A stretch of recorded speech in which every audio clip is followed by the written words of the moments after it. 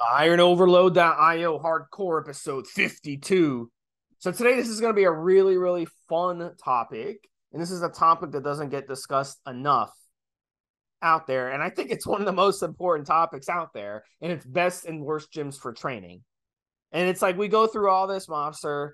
We eat so solidly. We train our balls off. We spend all this money on anabolic steroids and supplements and peptides and all this other stuff. Yet many of you out there are not training at a good gym.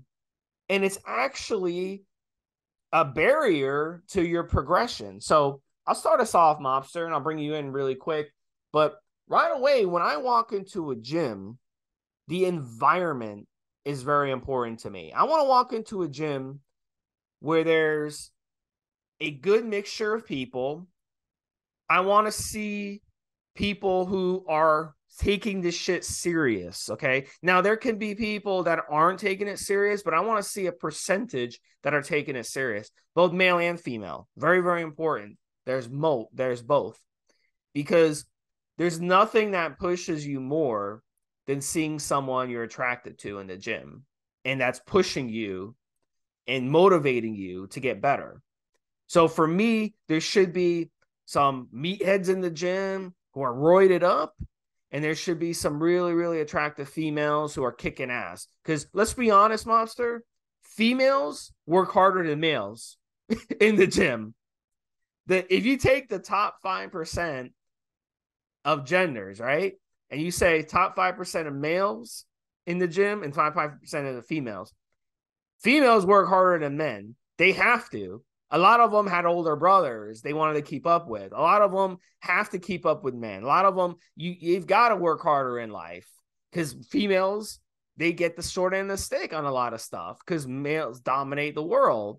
And, it shouldn't be like that, right? So they're trying to push themselves. So I find it very important that women should feel comfortable in the gym enough to go there, and it should be a good diversity of male and female ratio. I don't want to walk into a gym and it's all males, and I don't want to walk into a gym and it's all females. I want to see a good mixture, and I want to see, that's what I want to see, Mobster, when I walk in the gym. That's a gym that I can go to and just be motivated to kick ass, because I see people around me kicking ass and busting their ass, and that's going to make me bust my ass. So I go into a gym and it's all people just clowning around. They're on their phones, they're not taking it seriously. Then what effect do you think that's going to have on me? It's going to make me not. That's what pisses me out. These people, they hog up these machines, they hog up the bench press. They're on their phone. They spend more time on their phone than they do actually working out. That hinders me, because when you're in a gym setting, you're sharing the equipment, right? You're sharing the equipment. So I want to see a gym when you go in there and I'm like, dude, let me work in with you. Let's hit this fucking bench press. Let's work in. Let me work in with you. That's the gym I want to. I don't want to go to a gym where the guy's sitting there on his fucking phone, texting people and stuff, and wasting my time, and I gotta wait for him to finish. That's a number one thing with me, Mobster, is the gym environment when you walk in. How about you? What's your number one thing on your checklist for gyms? I like spitting sawdust, Jim Steve. I mean, one of the things that's almost like a in Iron Game joke is Planet Fitness, and the pizza slices and the sweets and the idea that you can't make any noise and all that kind of stuff. So it become like an industry joke where guys would go to the gym deliberately to get thrown out and do TikTok videos and whatever else. And I'm talking about top professional athletes here, bodybuilders, as well as world's strongest men. I'm thinking of Brian Shaw and Eddie Hall done it. But I think they kind of worked something out in advance, so they didn't get thrown out. Or maybe it's just one of those with people they didn't think they could throw them out. But we saw a bunch of other videos. So the atmosphere, here's the thing that's kind of ironic. Planet Fitness actually has decent equipment. The problem is, and this is the sort of stuff that would bug me as well as you say, because so the atmosphere, the vibe is a big deal, 100%. If I could go to Planet Fitness and they hadn't cut the plate loading horns, as they've literally done on some pieces, a leg press, you can only put like 4 or 5 plates on the side. That weighs less than I do. So I need longer horns on the leg press. Am I going to make a lot of noise? Not deliberately, but I don't want to be getting into trouble if I do deadlifts. I don't want to get into trouble if I'm big and muscular and I'm intimidating the overweight fellow or the overweight lady in the corner. That's not my vibe, never has been. But equally, I can understand because I might be more muscular, or you, or any of our listeners with a six pack and some veins on their arms might intimidate people. And of course, Planet Fitness is specifically aimed at the group that is perhaps intimidated. So they want it to be friendly. I get it. But I couldn't have a workout there. Do I need music playing? No, but it helps. Things like, and I'm thinking about top professional bodybuilders here, Steve. I know top professional bodybuilders, and I'm thinking, for example, of Jay Cutler and others, again, just a few years ago when he was competing, that would go to multiple gyms. Our local IFBB pro has gone to multiple gyms. He will post videos and photographs, etc., from a gym just a few miles away. And yet his relationship, as is mine, with their local gym owner is incredibly good. I've trained for three and a half years for free at my local gym because of what I was putting back, so to speak. And there's the local IFBB pro could argue that he's had a similar relationship, yet he's always paid. And yet he also has been able to find, as I did with my own home gym, he was able to find a place or two that they kept the name out of the post that he was doing that was letting him have access to their gym equipment during COVID, for example, when we wasn't able to train. So multiple gyms. I'm at that stage now with some equipment where even in my home gym, which is incredibly well equipped, I need an upgrade on a couple of pieces because I'm able to max out or very close to maxing out those pieces of equipment. So Spit and Sawdust is the kind of place that's going to allow me to pile the fucking weight on and grunt a little bit. The thing with the ladies, here's the thing. When I was a teenager, I might have thought differently than I do now. Now I'm exactly like you. So I would be 100%. I don't have a single problem with ladies, fat guys, skinny guys, whatever, come into the gym. If you come in there and you're kicking ass and you're taking names, and it doesn't matter what your background or sexuality or whatever it is, then thank you very much, because that motivates me to train harder. Here's the thing, again, like I said, I'll be judgmental back in the day of a fat person coming to the gym. Now I'm like, they're coming to lose weight. They're coming to get in shape. You go over and you welcome them to the gym. You say, come on, get a good sweat on. Oh, you're doing amazing, that kind of stuff. And egg them on and get the best out of them because they're there. Why you want that kind of welcome? It's a little bit like the TV comedy series, Steve, Cheers. Everybody knows everybody else. I like that vibe. And again, the Spit and Sawdust thing appeals to me because it means typically going to use chalk. Now, I'm the kind of guy, and again, because I appreciate what's in front of me, and I like the fact, that I can support the gym, so I don't throw that chalk all over the place and make a fucking mess. I make sure it's kept clean as possible. If I make a mess, I clean up. And that's a good thing as well, because there's this big motherfucker, me, being all responsible. That's an influence. I understand that's out there. What I try to do, and this is only me, and again, I'm thinking of professional bodybuilders as well, Steve. I do try, and I think this applies to you because we've talked about this before. I try to go when it's not crazy busy, or as you said, full of teenagers. No problem them training. We've all been there, but I won't go when it's a 5 o'clock crowd and it's mostly young guys, mostly teenagers, 18, 19, 20 years of age, with their mobile phones in groups, and the gym's absolutely rammed. It's full up to the brim. I can't do that, man. I got a kid at home. I can go and train. So I train with the old men in the morning. If I go to my local gym, Powerhouse in Aberdeen, I will train in the morning, 9 o'clock, 10 o'clock in the morning. And it only starts to pick up around lunchtime. Regardless of women training against something, for you've touched on this, apart from, and bless them ladies, too much spandex and stuff that's right up the crack, and boobs all over the place, and some girls with makeup. The reality is, apart from that, they're in the gym, they do their shit, and it's done in an hour. Very little standing around chatting. Very little. I mean, there's a little bit of socialization, just being friendly, but mostly they go in there and they get it done, Steve. And I'm talking about the regular girls that are consistent. Come in there, 35, 40 minutes, 1 hour, boom, boom, boom, boom, go. I take longer. I'm more sociable. I'm talking to people more. There's lots of indefinables, Steve. There used to be, I think RX Muscle had one and a couple of others, and it's appeared in 1 or 2 magazines where they would talk about the best gyms in America, for example, the best gyms in the UK, and they wasn't all the same. Not every single one was Spit and Sawdust. There is, for example, Steve, an absolutely amazing gym that probably wouldn't suit me, but I believed back in the day they were charging £100 an hour, so about $115, $120 per hour with a PT, and this would be 10 or 15 years ago in Kensington, near Knightsbridge, because there was only 10 clients at a time. The equipment was top notch, handmade, custom made, super, super deluxe. But the coaches were very highly educated, very highly qualified, and they kicked your ass. But they kicked your ass for $120 an hour.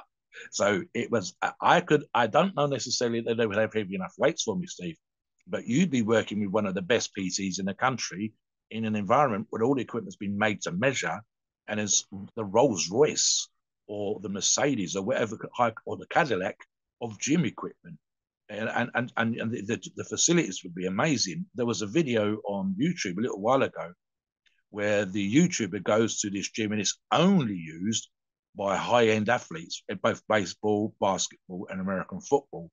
And I think the fee per the annual membership, Steve, was $40,000, and it wasn't a club type of thing. It didn't have fields outside. It wasn't tennis. It was literally a gym with the rehab and a little bit of an outside area where the basketball players could, for example, play on a court. But every single person there was working with a coach. They had a top-notch chef that was meal prepping for the athletes. You had amazing rehab facilities. And it was literally guys that were on 40, 50, $60 million a year that were joining this club. And it was the be all and end all. Now, again, could I go there and maybe put a little bit of chalk on the floor when I'm rubbing my hands together doing sumo thick bar deadlifts? Probably not. But to have that sort of access to those facilities, it would be certainly a gym that I'd like to go to at least once. And here's another one. And you and I actually talked about this in podcasts as well. So whether it's a dirty, cobweb-ridden Metroflex, hardcore gym of Ronnie Coleman back in the day in Arlington, Texas, or whether it's Minos Gym or Oxygen Gym over in Dubai. What is spectacular about those is they quite often have, in those examples, 3 floors, maybe 100 pieces of equipment. And that would certainly be, I think, something like, get the guys together from the forum, let's do a road trip and go to Metroflex and give it the once over, even if we fell out of place, but it'd be a hell of a training thing. And then definitely one of the gyms in Dubai. Go, what makes those great gyms is because, in spite of the fact that perhaps everybody's TikToking and YouTubing, they have amazing equipment. They have equipment that's come from all over the planet to that gym. And there's 3 floors of it, Steve. There's 100 pieces. There's 200-pound dumbbells. They've got something for the beginner, and they've got something for the Larry Wills of this world. And there would be, as you and I just discussed in other podcasts recently, the possible next Mr. Olympia or 2 that are training in his gym. And then on the premises, they've got great food, meal prep. So all these things. I tell you what ultimately works for me, and this is a thing. There isn't the amount that it costs, and it's not the paint on the wall, and it's not the posters and stuff like that. There's a certain indefinable atmosphere. But for me, the gyms that I think I've had my best workouts, my greatest workouts in, has been everybody's super supportive, and that includes the gym management, where they can see that you're taking things to the next level and they've helped you. Whether that's, allowing me to bring equipment to the gym or just being super supportive, or even the guys in the gym, cheering you on when you've made a PB because they know you're about to compete. So I've been lucky in that particular way. And of course, that's the reason why I ended up working with you on this podcast, that my personality has worked in that particular way. So those are the indefinables. I've had great workouts in gyms that I've never been in before. I think, like I said, you've gone to gyms early in the morning. You've gone when it's hot. One of the silly little things that is super important in America, Steve, is air conditioning. Another one would be I've been to places where you couldn't use the toilets because they were so goddamn horrible. And I believe Metroflex might even fall into that particular regard, but the gym made up for it. Sometimes, and here's another thing, the people that go to the gym do not have to be people that you would meet socially outside the gym. You wouldn't want to go for a drink or a party. You wouldn't want to go to a restaurant with them. You wouldn't want to, quote unquote, hang out. But in the gym, they are there to help you kick your ass, and vice versa. I have a thing before, Steve, where I don't ask them if they've been to jail. I don't want to know. But if they're in the gym and they're doing this shit, it's super, super important. And if they're going 100 miles an hour, that makes me want to go 100 miles an hour. So yeah, I've talk to me about the people that you've trained around, not just the ladies, but some of the guys. What works for you and makes a good gym where the guys are supportive or not supportive? Yeah, I think too, I'll go back to the environment too, and just being in a place that's really positive. One thing I can't stand is these gyms that have so many different rules listed. Like they'll have a thing on the mirror, don't touch the mirror or you will be fine. Don't drop the weights. Clean up after yourself after a workout. Look, all these things Some of it, yeah. are common sense things that you should be doing anyway. And if you're not doing that, then you're a moron in the first place. But look, when you sign up for the gym, there's rules, right? And you sign your signature on there and you're agreeing to the rules of the gym. And if you violate those rules, then kick the person out. It's that simple. But to have things all over the gym and treat your members like they're children is really fucking stupid. And and if that's how it is, then that's on you to begin with. If that tells me that you're not, when the person signs up, you're not really telling them the expectations. I mean, if this is common sense stuff. I mean, if you're fucking in front of the mirror and you're doing bicep curls and you're sweating your balls off and you do a curl and then some sweat goes on the mirror, I would think you'd have common sense enough to go get a wipe and wipe down the mirror yourself. I would think you'd have some sense not to put your hand on the mirror. Absolutely, man. I think you'd Absolutely. have sense to re-rack your weight, not drop the Yeah. weights, at least Yeah. on purpose. And then Let me all of a touch on sudden, that one, Steve. Let yeah. me touch on that one because it's a great example of this. And I think I've got two good examples for you. And this to me is exactly what I'm on about when I'm talking about the right people, how to create the atmosphere and how it feels to work in those places. So two good examples. I have trained, as I've said on other podcasts and online, with some of the world's strongest men, some very high MMA two pros. One had the fastest knockout in MMA at one time, I believe, top 10 in the world. Another one was Sky Sports free here in the UK, getting paid per fight.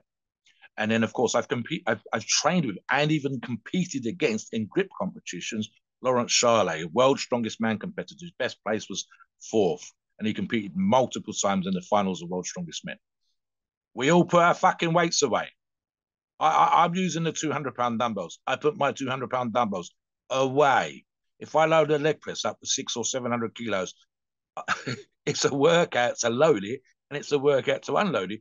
And I moan like a bitch, but I do it. Like Steve says, if I put some chalk on the floor, I'll go and get the mop from the toilet and mop that chalk up or sweep it up.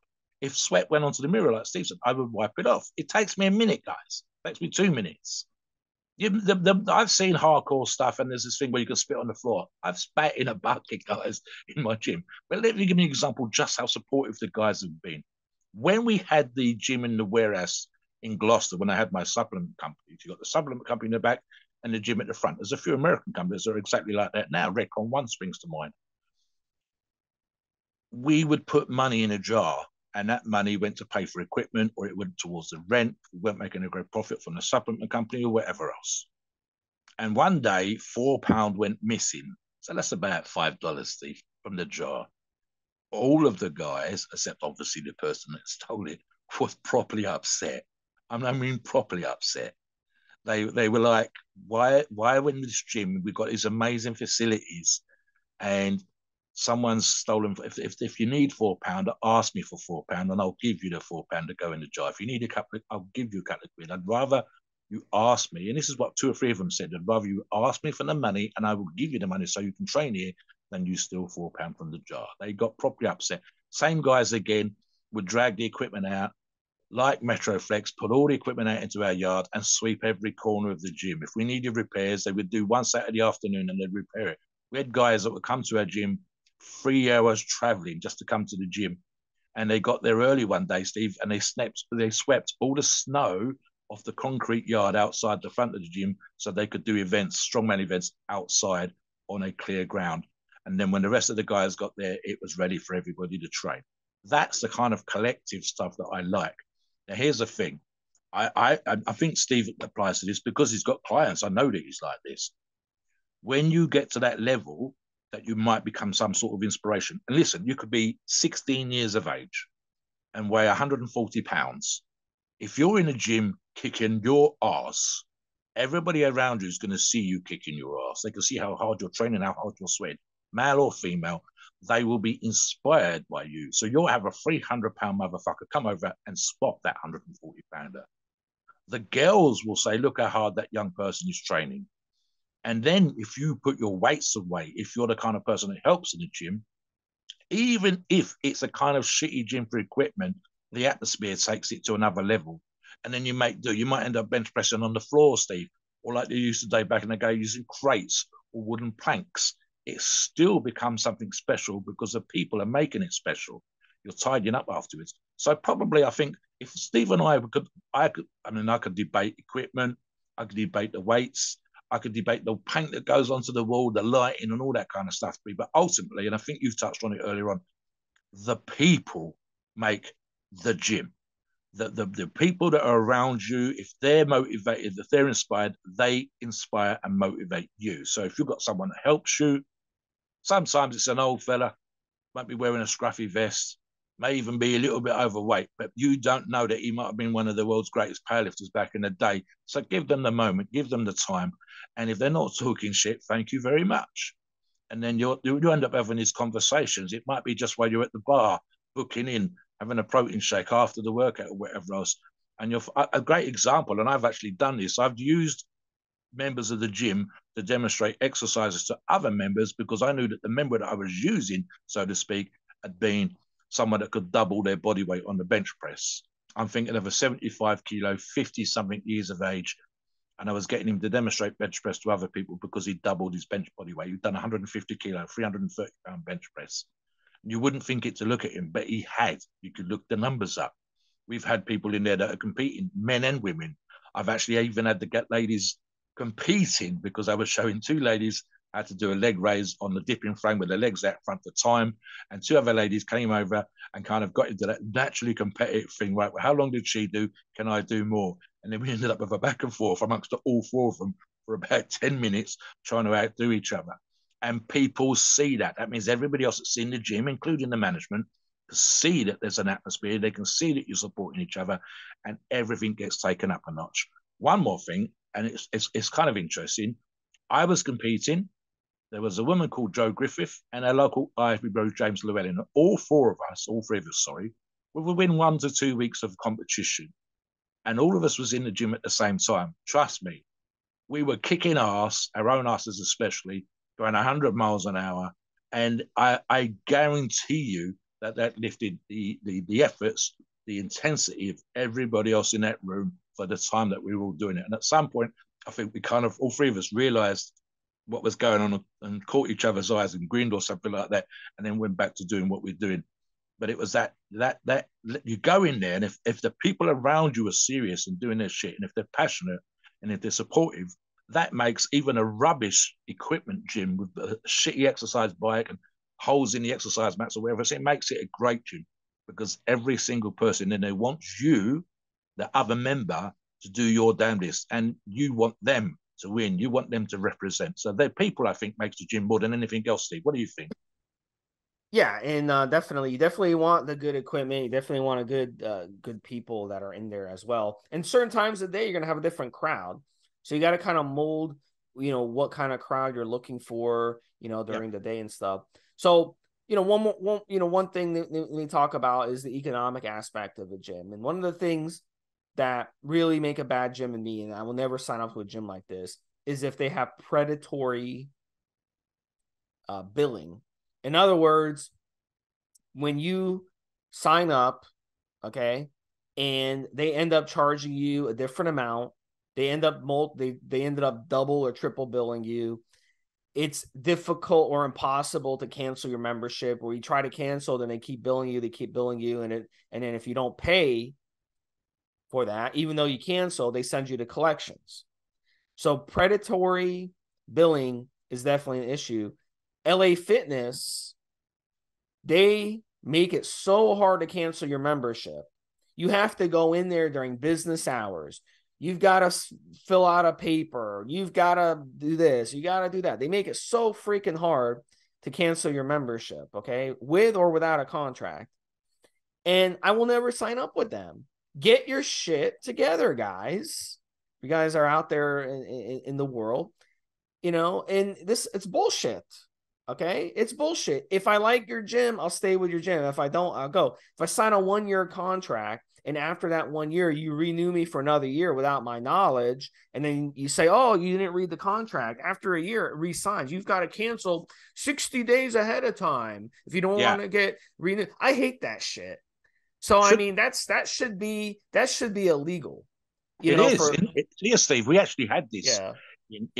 I was reading one of my older bodybuilding magazines and books the other day, and one of the things that the American government, I believe, they outlawed, and we actually, the same issue here in the UK, which I touched upon, was they were signing some less popular, shall we say, that's not the word I'm looking for, companies were signing people up to lifetime contracts when they were 70 years of age.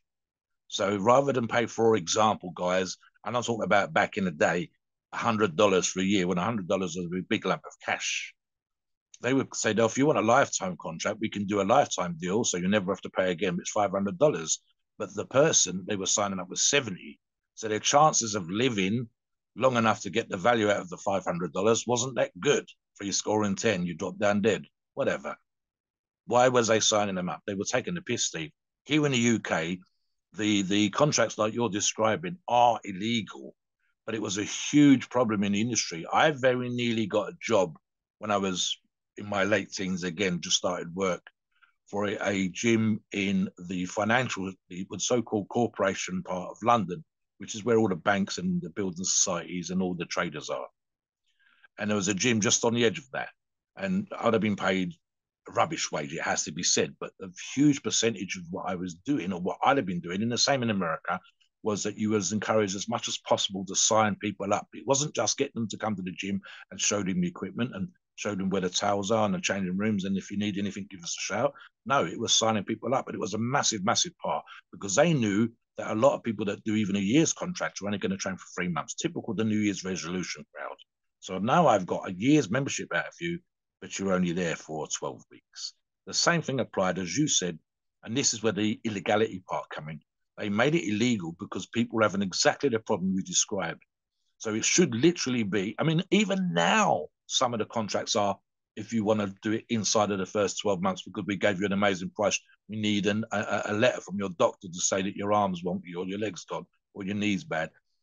And then one of us, with regards to what you're saying, if you didn't do it exactly as they said, then there was another monthly bill until you got exactly on the day that you're supposed to have done it, and make sure it was done in a certain, listen, you're going to work, you've got life, maybe you didn't do it on the 29th of the month like you should have done, or 2 days after due, all of that. And it was all about making a buck. Now, I get it.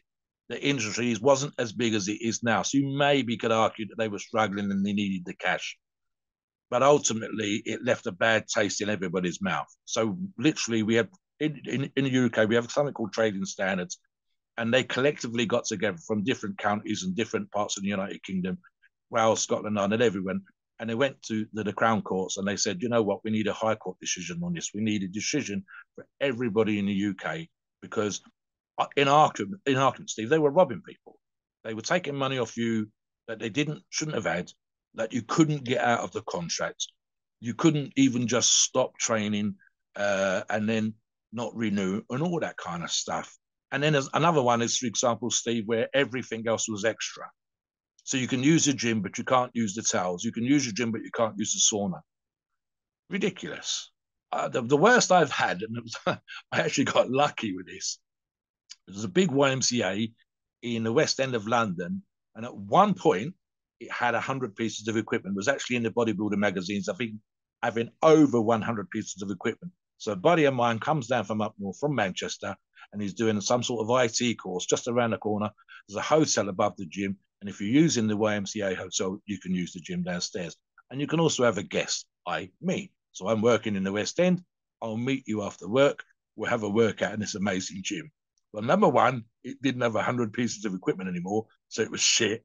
Number two, we were using all of the weights, the biggest dumbbells. We used all of their very poor, I think the Olympic weight set they had amounted to 140 kilos. I've got more than that on one machine in my gym right now, Steve, here in the house. So that was really bad. And the last thing, and this was a killer for me, I'm a guest. So I go down to the reception area and they wanted £20. And I'm talking about 10 years, 15 years ago. And that's like $25, $26 for me to go work out. And I think I nearly screamed like a girl. I went, £20. And the girl said, don't worry about it, and pushed my money back. Probably because I was so goddamn shocked. So I ended up training there for free, but I couldn't get, I was like, what the hell? And then when we went inside, it wasn't worth $5. It was really, really bad. The equipment was moving across the floor. They didn't have enough weights. People were literally waiting for us to finish with a big dumbbell if they wanted to use it. And it's gone from this absolutely amazing, probably record-breaking gym 10, 15 years before to this piss poor place. They wanted £20, $25 to work out for an hour. It's just like that. Definitely, the guys were cool, but the gym was really bad. The fee was really bad, and even though it was in the West End, the YMCA supported by the rest of the YMCA community. So it was just like, what the hell? What's happened here? So there's loads of things like that. I've been to another gym, and let me give you a good example. This was in a church, owned and operated by former steel workers. A big steel plant had closed. I'd been, funny enough, we'd gone to a beer festival, went up to this church. It was miles from the bus stop, up the shopping centre. Never been in this gym in my life. Trained my ass off, rather foolishly, it has to be said, to the point of showing off and wearing myself out. And I'm sitting outside, sweating buckets, probably quite white-faced, pale-faced, ashen with the effort. And the reception still came out with a glass of water and made I was okay. So those things, good gym management, people that aren't taking the piss on the memberships like we just talked about, that's just ripping you off. It doesn't make you want to go back. It doesn't want to train it.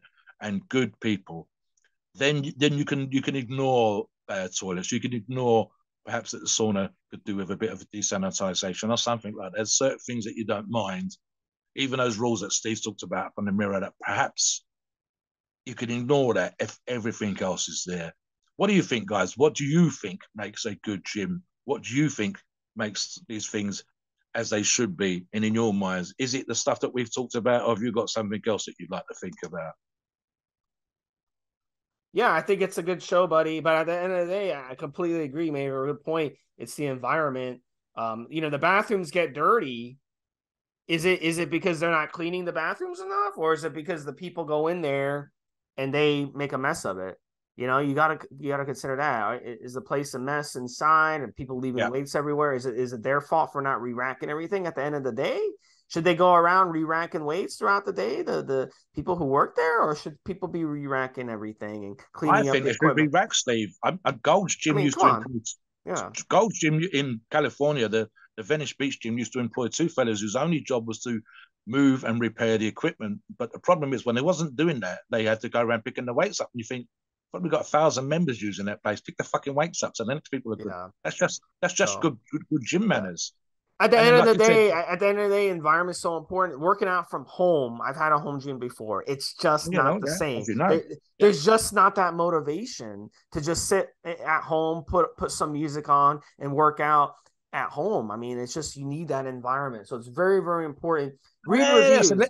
I'll Read disagree. reviews. Read I'll reviews, guys. disagree. I'll tell you what I did just this morning.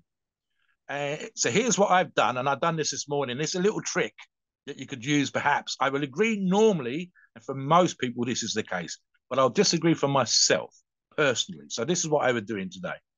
I work a shoulder press and two hand pinch, just the two exercises I was doing this morning. Here's what I did for pinch, Steve, and this is one of those because you've done press already. It's up to a decent number. I imagined there was a crowd. I imagined I was in a competition. I was showing the crowd. I was showing the judges what I'm about to do. That got my head in the right space. And I'm lucky. Steve knows that my gym's pretty fucking hardcore on its own. So I'm lucky. I've made that particular effort. And I do know some world-class athletes that have done Well, some great work. you have a crowd at home. You have the four cats, so they cheer you on as you do it. You and the cats. Pixie was in there with me this morning, but I don't think she was cheering me on. Or you Guys, could let us do know, from like I home, said. or you could do what he did in Home Alone. You ever seen Home Alone? Oh God, I was just thinking of my cats with cheerleading outfits on. Now what In you've done? Home Alone, he made it seem like the burglars when it burglarized this place, he made it look like there was a party. So he got like the inflatable and he got All a right, a yeah. cardboard cutout and attached it to a train and it went around the house, and he pretended like there were a bunch of people dancing. Oh man, you can have your own music on as loud as you like, shitty music, horrible stuff. One thing I said to guys, and again, I want you guys to give us your feedback on this. So one of the things when I was coaching people back in the day, I would find out what motivated them, and I would say it could be a epic Greek gay poem.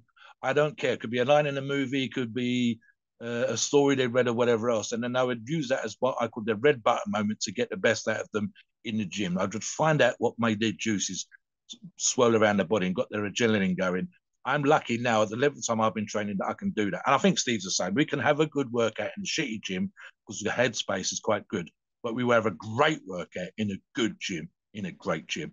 That's a guarantee. So let us know. I want your feedback on this, guys. What makes a rubbish gym, a bad gym? What makes a good gym? And Mobster told me pre-show he looks for those, those chicks in those tight yoga pants. That's what he goes. That's his favorite gyms. That's what his favorite gyms are. They put me off, man. They're distracting. Try not to look at fake boobs. What's the matter with you? Please note, we are not doctors and the opinions are ours. It's our view and based on our experience and views on the topic. A podcast of informational purposes and entertainment only. The freedom of speech and the First Amendment applies.